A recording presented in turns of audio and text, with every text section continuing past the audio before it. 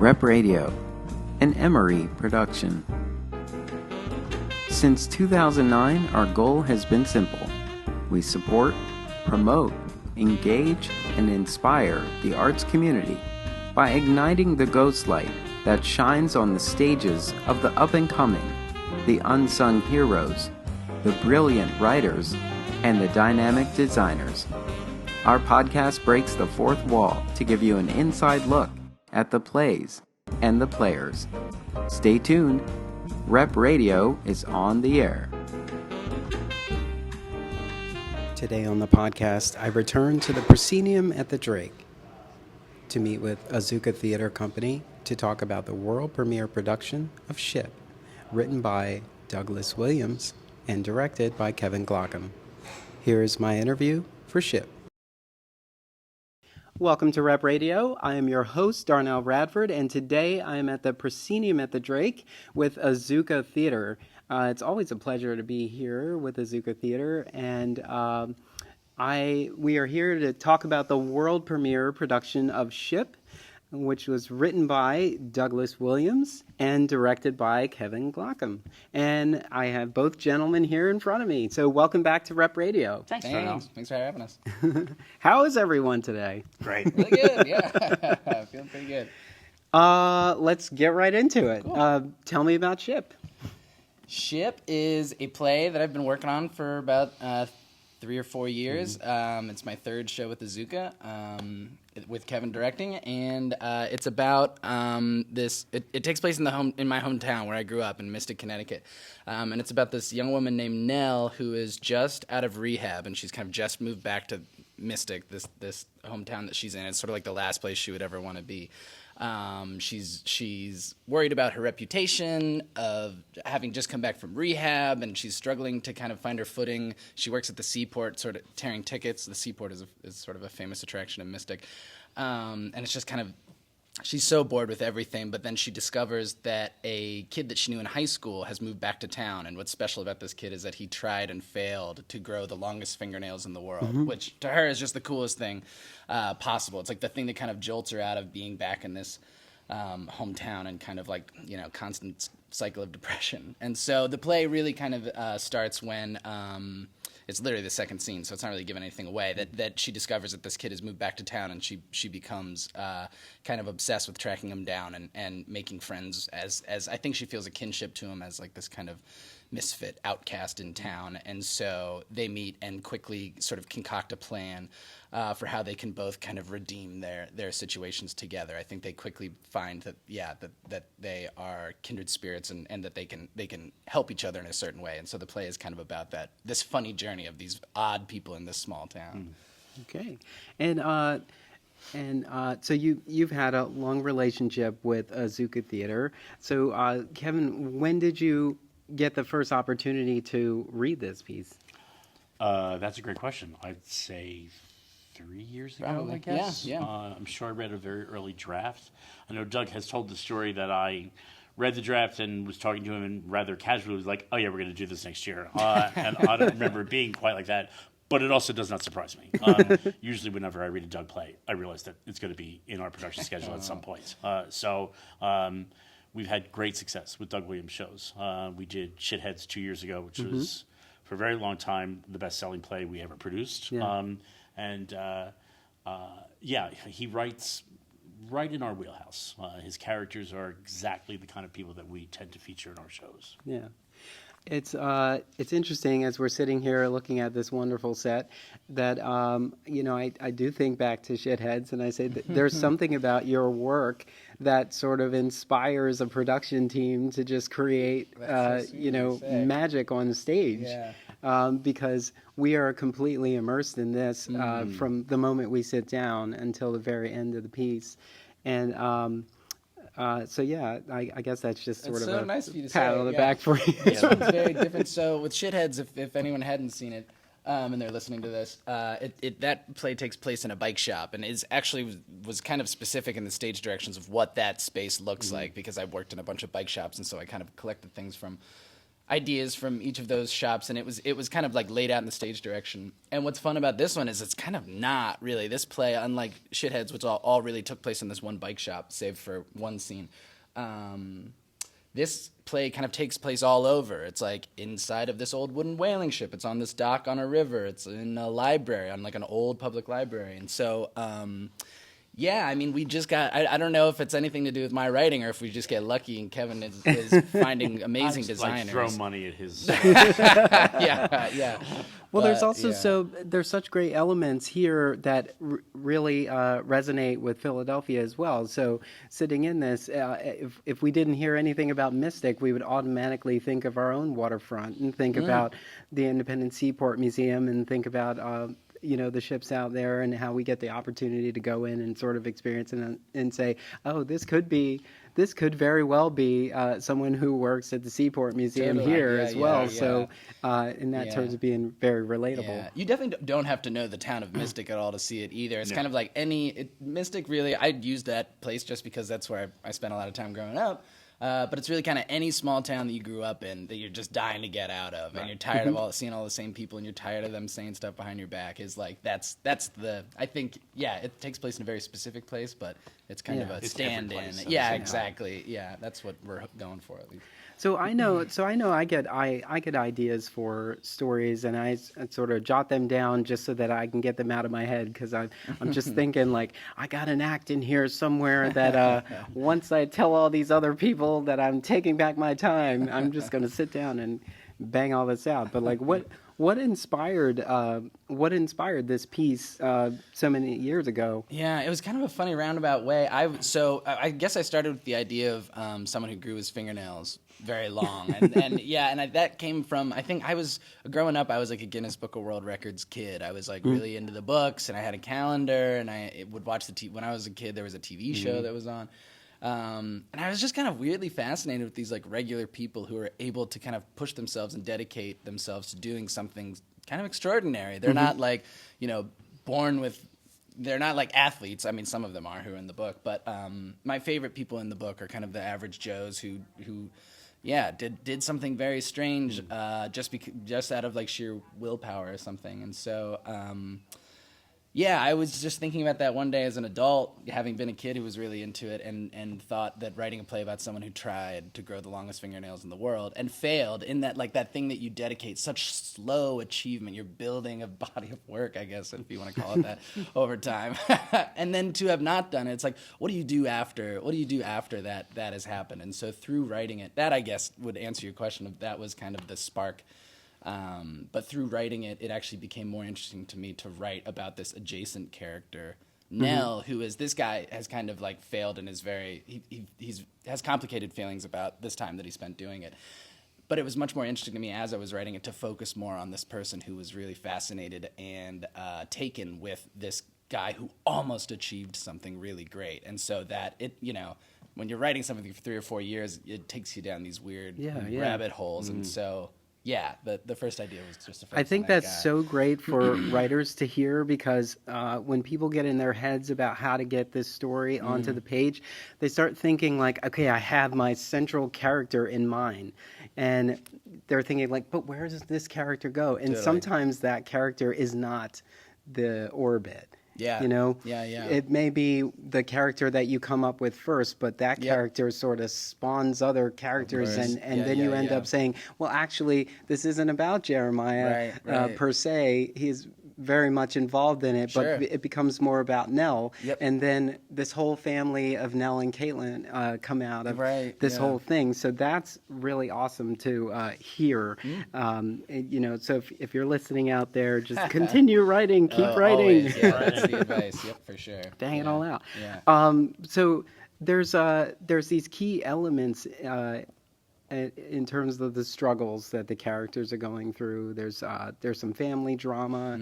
There's addiction, and I guess I don't know if it's like regret or just sort of like this is the one thing I was doing, and I'm not really sure why I was doing that. And now I'm sort of making a change, and the carrying how that comes through. So how did you?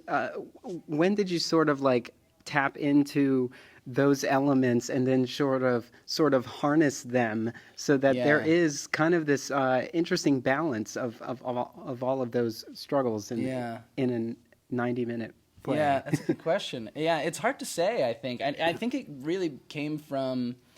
I mean, so it's a small cast. It's only 3 characters, and I think when you write a play, it's just like a writing trick, I guess, where you try to find the parallels between the characters. And the play started out, as I said, very strongly about this guy who tried and failed to grow the longest fingernails in the world. And weirdly, as I was writing it, it became so much more focused on this other character, and it was like, all right, well, how are Nell and Jeremiah similar? And over a long period of time, I mean, I have, as I'm sure many people do, have addiction and recovery has touched my life, and as I'm sure it has with many people, with it, whether it's a family member or a friend or if it's yourself. And so through trying to think, I don't know if there was exactly a moment where I discovered how they were going to parallel in that way. As you said, this kind of like looking for redemption, being in recovery from something that you've kind of overcome or something in your past that you've tried to put to bed. But I mean, Kevin really helped me hone those aspects and finding those parallels, especially between Nell and Jeremiah in the play. And so it's been actually a long journey trying to bring those things up to the top. I think I have a tendency a lot to try to bury a lot of like things in my plays, and Kevin is, I think that's why we work so well together. Kevin is so amazing at letting me know when we need more of something and how. I get kind of bogged down sometimes in trying to like cover up the tracks of like what characters, what they're struggling for or whatever, to try to make it seem as like naturalistic as possible. And Kevin, the process of this play specifically has been really great at letting me know when we need to show those tracks a little more. Yeah. So let's just assume this piece was handed to Azuka with brilliance, completely laid out. But what happened when you looked at it and said, okay, let's put this on the schedule and then get into the room with it? Those are a couple of steps. Let's put it on the schedule is one thing. Getting into the room with it, especially with a new play, is always a challenge. We cast this show in June, I think. Sounds right. And then we did a read-through in the fall of the draft that Doug had at that point, because Doug is very great at writing for the actors that we have cast. He really can hone his voice to match theirs. And so having the cast in the room start to embody the characters was incredibly helpful on the journey. And then you just start to realize how much of the story is on the paper and how much of it may still be in Doug's head that he thinks is on the paper. And, the actors start asking questions about backstory for their characters, and sometimes it's information the audience doesn't really need, and sometimes it would be helpful if the audience did know that. Yeah. So, and finding that and then being able to plug those in, and Doug is incredibly astute at being able to just, in a single line of dialogue, solve 2 or 3 problems that the script may have. But I love new plays. We added lines the day before our first preview, Yep, totally. and we added lines the night before opening, just for a little more clarification, a little more clarity for the actors and for the audience. Yeah. And they are ever changing. I know. After Shitheads closed, Doug called me and was like, I just had this idea for something this one character should have done. I was like, yep, that would have been way better if we thought of this 6 months ago. But, so for the next production. Well, it takes some time. You have to see the play 15 times, 20 times with an audience before you realize wait, that should be this. Right. So it never stops, really. Well, then that's sort of the element you can add that makes the world premiere so unique. Especially if it's not published yet. You're like, now I can add that extra scene there. Right. So now when everybody else gets it, they get it with this extra little thing. Exactly. It's part of the fun. So sometimes there is a struggle there is a lot of exposition, and you have to sort of cut it. You have to continue to cut.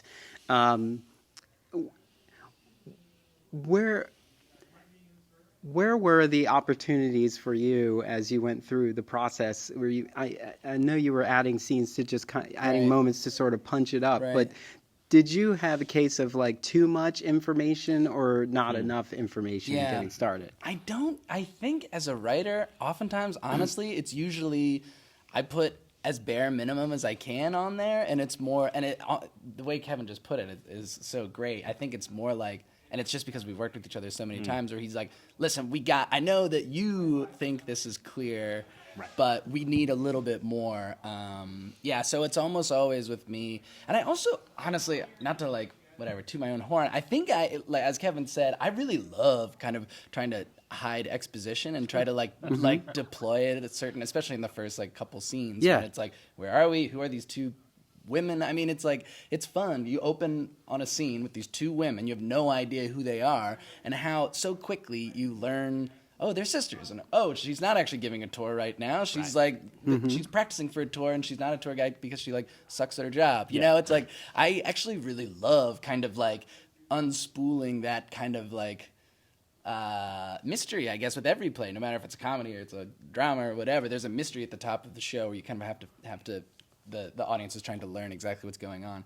And so I think personally with me, it's not very often where we're cutting things back. It's often where we're trying to add one or two lines in more. With this one, there were some questions that we had so the play is about two sisters and this other guy, Jeremiah, and we did have questions about the sister's backstory and trying to make certain things clear about about how much to tell of their backstory and growing up, and how much is not totally necessary. So in this play, we did. And everyone will have another opinion. Right. So everyone will tell you how to fix your play. Yes. There are people in the play. There's a relationship with their mother who you don't see, that you hear about. And during like the second or third workshop, somebody was like, "Where's Dad?" And I said, "I don't care. I don't really think it's germane. I'm not missing him." Doug ended up putting in a single line of dialogue about it, but so somebody else was more curious about that, and I was not. It could have been a whole monologue in someone else's play, where it's like, "Oh, our dad isn't around, and it's because of this whole crazy reason," and it's just deciding in the room what you need and what you don't. What's moving the us story forward, and what's necessary and what's not. And that's just artistic prerogative as to what is necessary and what is not. That's going to be different for every director and for every writer. There are a couple of moments that sort of happen off stage.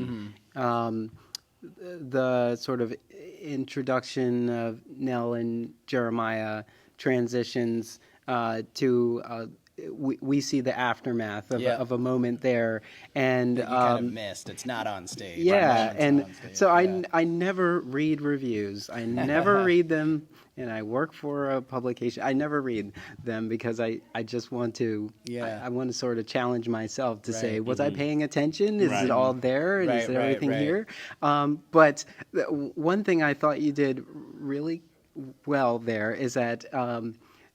Nell is sort of observing the space, and she makes a comment to her sister about like I wonder. And then so we get into that next scene, and we're already past the moment that happens on stage. And it's you do sort of have to jog your memory that that's right, because there was that subtle mention, and that's when we got to know that she was young and sort of unapologetic and kind of like, and because that particular element of dialogue just sort of threw us for a second, because we're like, Nell. I think Azuka audiences are really smart. Yes. I think they are. Yes, I am. Thank you very much. And they're willing to go on these journeys that we take them on, and so I don't ever feel the need to kind of spoon feed stuff to Yes. Azuka Yeah, audiences. yeah, We yeah. can lay it out there. They're going to get the story that we're telling because we're telling it clearly enough. Yeah, it's so fun for me sometimes too, like as an audience member, it's a hard trick to pull off when you're writing because you get so used to reading a thing over and over, and it's like, is this surprising or is it not? Right. But I love when I'm an audience member, I'm trying to kind of play catch up, where it's like a scene changes and something has just happened, and at the top of the scene, I'm not totally sure what, Right. but I get You're a to try little to thrown off by figure it. it out. Yeah. Yeah, I really love that. Yeah. Yeah, and I know it's not always for everyone, but like it makes sense dramatically to like. If something big has just happened, to like see it, like you want to Yeah. like see that thing happen. But I have so much fun sometimes, usually when I'm watching something, of being like, what did I miss? Like, There's something with the play keeping you on your toes. Yeah, You yeah. know, you have to keep following it. You can't sit back on it. Yeah. And it's not that this is incredibly dense or anything, Right, but no. it's there are skips and jumps in it Yeah. in the terms of storytelling, but I think it's all there. It's very easy to stitch it together in your Yeah. own mind. yeah. I'll pitch this to both of you, and He's got a play idea. Kevin, hear me out. Good idea, yeah. I'm going to set the scene first. Okay. Can you talk about your personal connections to addiction? Sure. Well, do you want to go first, Kev? No, or- you go ahead. Well, I mean, yeah, it's sort of hard to talk about, I guess. I've had, I mean, friends and family who have been who have gone through the addiction recovery process. People I'm very close with, and people that really actually helped me with this play specifically. And talking through, so we went through it kind of on a personal level, and then we're also, I was talking to them about how to put that on stage and what, and it's almost like mining something else when you're looking at an experience that you went through, but trying to mine things that would be important to share with an audience and that maybe other people who've been through a process like this will recognize and relate to. And so it was very tricky business, but ultimately rewarding for me and for the other people in these relationships with me. Yeah, I know that's a little vague, but No. I want to be careful, I guess, about what I say. Rightfully so. Yeah. And rightfully so. I am sober and have been for over 23 years. So the play really touches me in that sense. And I think because of my heightened awareness of that, I really pushed back a lot on Doug on some of the things that he was doing or not doing. And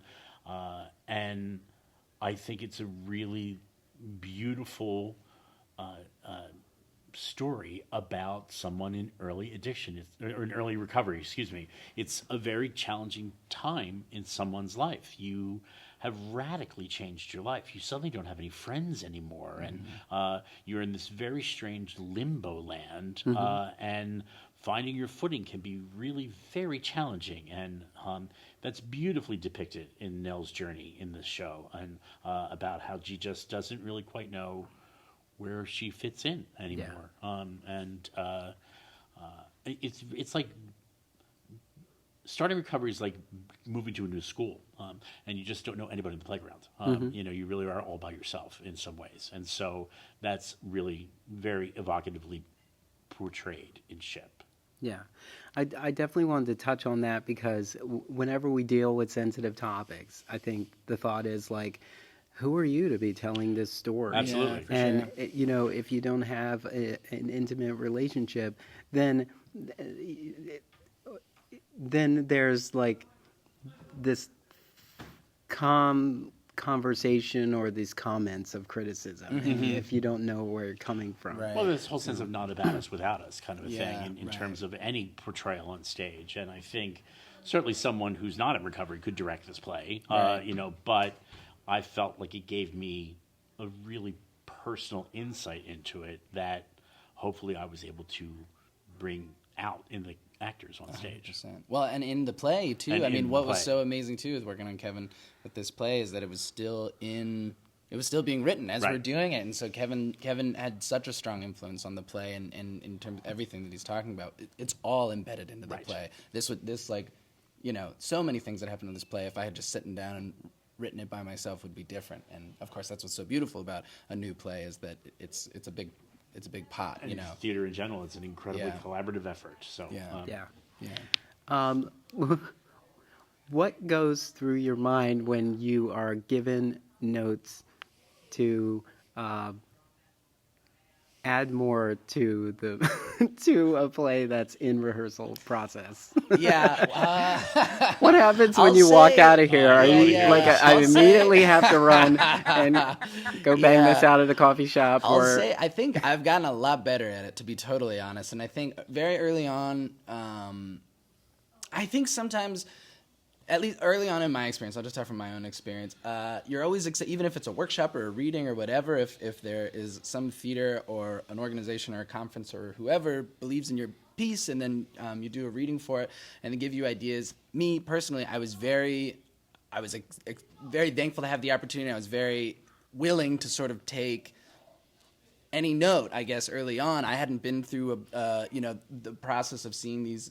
I had written like 3 or 4 plays just totally by myself, and a lot of them had never even had readings before, and so the whole idea of getting notes was new to me. And so early on, I was very willing to take almost any note. And as you go on, or at least me, as you go on, you just get more confident in remaining true to like what you wrote. And sometimes I'll get a note and it's like, I cannot believe I didn't think of that. Or it totally shifts where it's like, okay, this is going to be a lot of work to go in and thread through the play, but this is such a great idea. Yeah. And it's like, let's do this. And then sometimes you get a note that's like, I don't know, that's like, I love that idea about, let's say, even I put this in that we were talking about the father, but just to use it as an example, if that just came up, I don't know, it's like a feel thing, I guess, where it's like, great idea, but it just kind of bounces off of you, or bounces off of me, I guess, now, where it's like, cool, I'm not going to do that. Right. Like, it's almost like immediately, it's like when you eat food that, like, not that it tastes gross, but it's like it's not okay. I'm just never going to order it again. And it's like you just kind of know immediately. And so I'll say that's how I feel about it now. It took me a long time to get there. It took me, multiple plays, multiple readings, multiple workshops to figure out.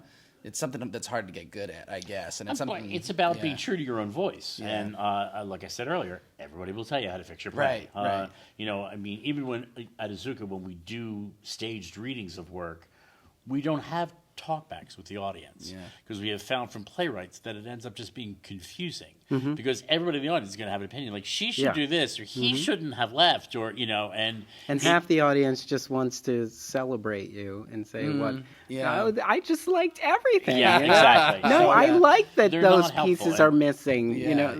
So working on this, there was a dramaturg, an assistant dramaturg, a co-producer. There are a lot of voices around the table, and and then I would meet with Doug at the rehearsal and be like, that was an interesting idea. And he was like, yeah, but I don't want to do that. Like, then don't do it. It's your play. Then don't do it. It doesn't need it. If that's part of the story you want to tell, great. And if it's not, then skip it. So. And sometimes it's like, when I first got that note about the father, I was like, cool, not going to do that. Like, that's not a dish for me or whatever. And then later, it was like months and months later, we were it like came out. I was like, okay, actually now there's a spot for it. Exactly. And I think now it's helping us get to something that I didn't initially think of. Correct. But that idea was kind of tossed out and rattling in my brain. Sort of organic. Yeah. And so that's when it happens best. I would always be interested to know what it's like to be on the other side of it, where it's like you give somebody a whole bunch of notes. We have a weekend off or something like that. We come back and I'm giving out new pages, and where the actors are able to see, and the directors and everybody involved, able to see the things that they said that are in there, and the things that have just not been. It must be. It's just a fun thing that I think as I'm writing, where it's like, ooh, like I'm doing. Kevin's gonna see that I'm taking his note or whatever, or not. It's more subtle. It's like, oh yeah, I'm still gonna get. I'm working on that. I'm working on that. Opening comes around and he never takes my notes.